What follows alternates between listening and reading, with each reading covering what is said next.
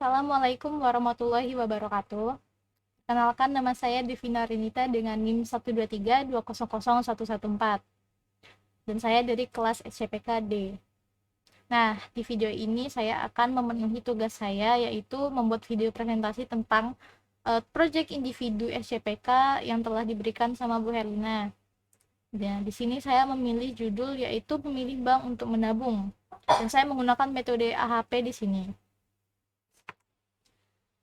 Nah, permasalahannya, Kimi adalah seorang mahasiswa baru yang baru saja diterima kuliah di Yogyakarta, lebih tepatnya di Kabupaten Sleman. Kimi berencana untuk membuka tabungan bank, dan saat ini Kimi mempunyai uang untuk ditabung sebesar 15 juta. Ia mencari bank yang memiliki bunga yang besar, biaya admin yang kecil, dan kenyamanan serta fasilitas. Tentukan bank yang paling ideal untuk Kimi. Nah, kalau misalnya kita lihat di sini, dia kayaknya memprioritaskan bunga yang besar karena um, dia juga mencari biaya admin yang kecil dan dia megang uang segini, berarti emang dia mencari untung dari bunganya itu. Nah, terus kenyamanan serta fasilitas itu kayaknya ada di prioritas terakhir. Itu hasil analisa saya.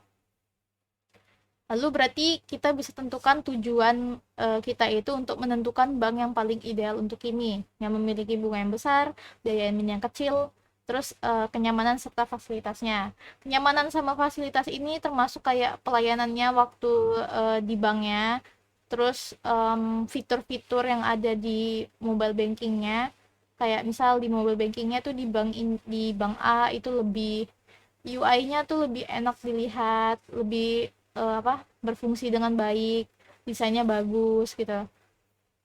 Dan ini penilaiannya tuh subjektif tergantung sama kiminya buat yang kenyamanan serta fasilitas. Nah, kita udah punya di sini data alternatif dan kriteria. Alternatifnya kita punya Bank BNI dengan tabungan Taplus Muda, terus ada Bank BRI dengan Britama X, terus juga ada BCA dengan tabungan tahapan ekspresi.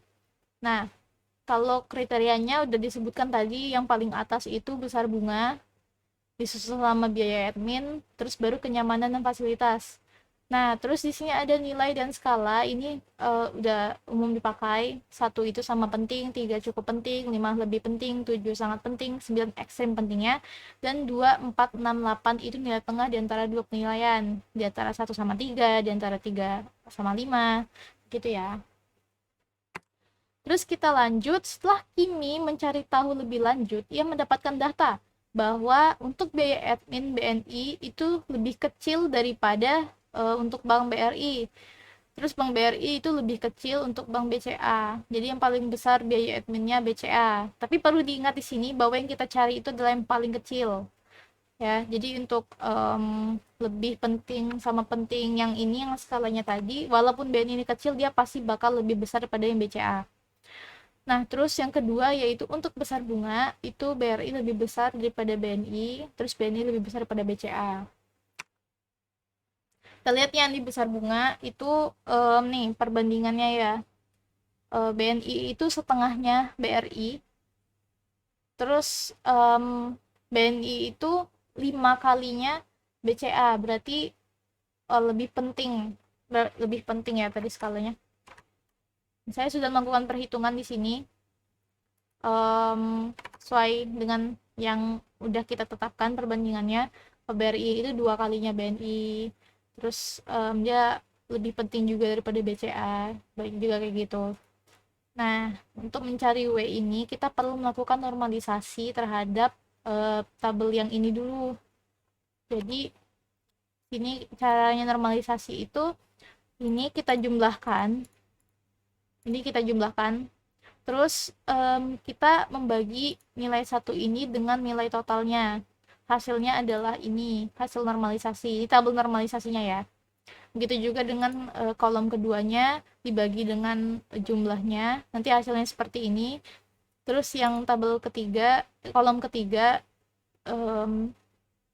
baris ketiga maksudnya, juga dibagi dengan totalnya, hasilnya ini. Maka hasil jumlahnya ini nanti bakal jadi satu semua. Nah, terus W ini dapatnya dari mana? W ini dapatnya dari nilai rata-rata ketiga ini. Nah, Hasilnya nanti dapat. Nah, habis mencari W, itu kita perlu mencari WS. Nah, cara mencari WS itu kita perlu mengkalikan perbandingan yang di sini dengan W yang di sini. Jadi, ini dikali ini ya kan. Terus yang BRI dikali dengan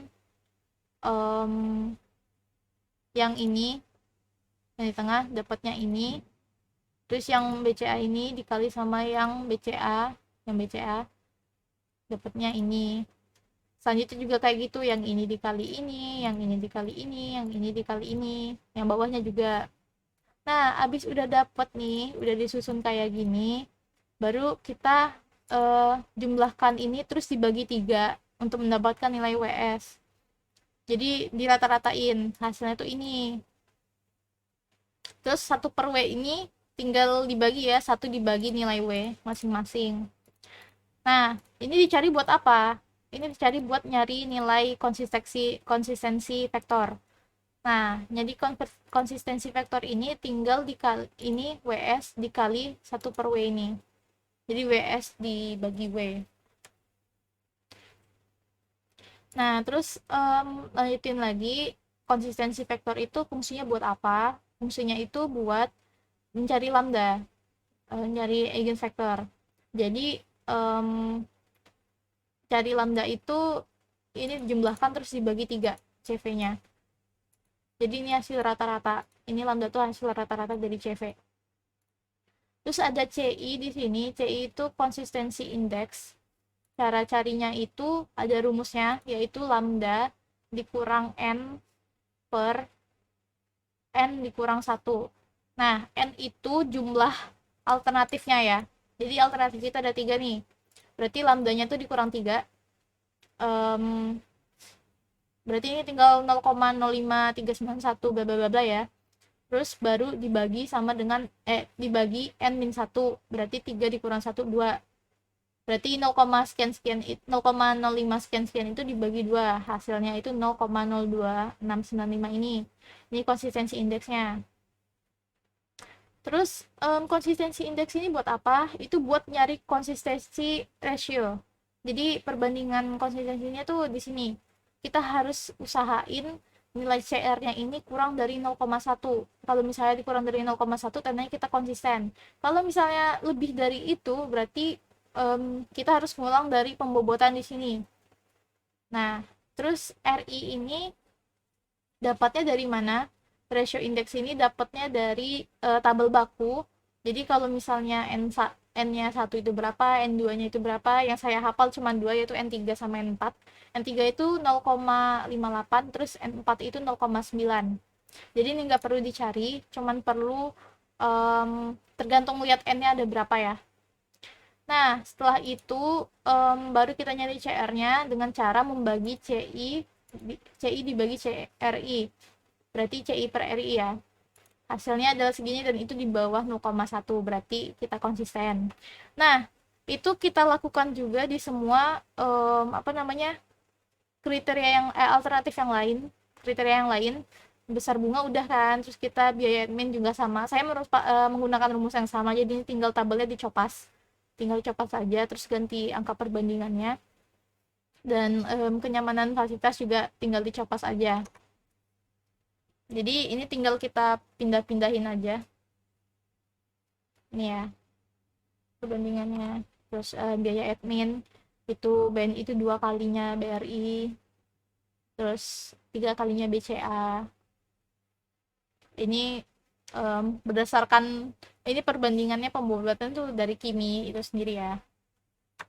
Terus untuk kenyamanan fasilitas ini emang penilaian subjektif dari Kimi, kayak lebih nyaman yang mana. BNI itu jauh lebih nyaman dari BRI, BNI itu lebih 2 kalinya BCA. Jadi emang segitu nyamannya mungkin sama UI-nya BNI sampai Kimi berani ngasih segitu. Terus kita lanjut ke bobot kriteria. Yang tadi kan kita bobotnya tiap alternatif kan ya, tiap-tiap kriteria maksudnya. Nah, yang ini baru kita ke kriteria itu sendiri. Nah, cara ngitungnya itu ya sama aja. Kita ngitung kita kasih pembobotan juga dari prioritasnya kan, kayak besar bunga itu 2 kalinya biaya admin, terus jauh lebih penting 5 kalinya sama kenyamanan fasilitas, lebih penting ya berarti. Yang ini cukup penting, yang ini lebih penting. Nah, habis itu dinormalisasi, udah dapet nih W-nya. Terus kita baru cari sama juga WS atau per WCV buat cari lambdanya, habis dapat semua ini, baru kita sini. Ini tadi tuh didapat dari,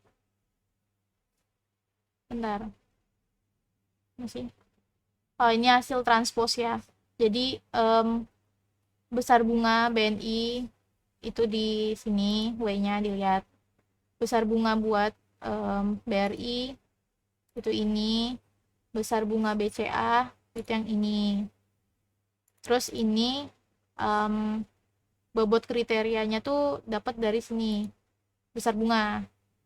Begitu juga dengan biaya admin yang BNI itu yang ini, yang BRI itu ini, yang BCA ini. Terus bobot kriterianya itu yang ini, yang kenyamanan fasilitas juga, yang BNI ini, BRI ini, BCA ini. Terus yang bobot kriterianya itu yang ini. Ini di total kita lihat hasil yang paling besar itu selisih tipis banget dengan BRI, yaitu BNI. Jadi apa namanya, bank yang paling ideal buat Kimi itu bank BNI, disusul dengan sisi berapa nih, 0,01an sekian ya. Nah, berarti di sini kita tahu bahwa AHP itu juga AHP itu bisa membantu kita membuat keputusan untuk hal-hal yang kayak gini kalau misalnya emang segitu bimbangnya buat memilih. Nih, ini perankingan alternatif udah saya biruin buat bank yang paling ideal. Jadi bank yang ideal untuk Kimi membuka tabungan adalah Bank BNI. Dah, itu saja yang perlu saya presentasikan. Terima kasih atas kesempatannya. Assalamualaikum warahmatullahi wabarakatuh.